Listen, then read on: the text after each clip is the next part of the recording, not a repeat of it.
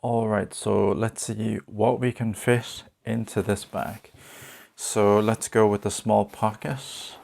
It just has my Samsung Note 10 Plus. Big phone, it fits fine in there. One of the smaller pockets, dog poop bags, a pen,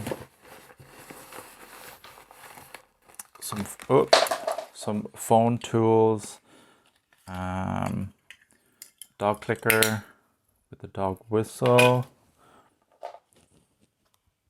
lip balm. This is a former student, gave this to me as a present. Thank you. And that's all I have in that compartment. In the middle compartment, I have nothing. There is a reason to why I leave some of these blank. In the main compartment, the biggest pocket, I have my car keys with all the coupons. I have another set of keys. I have some antibacterial gel.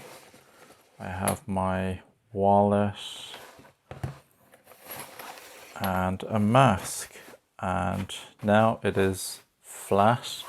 So I could fit all this stuff in there. On my phone as well. So all this stuff goes in there. You could probably put in more. But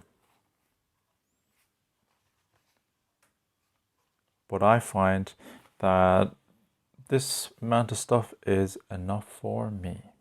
Bye bye.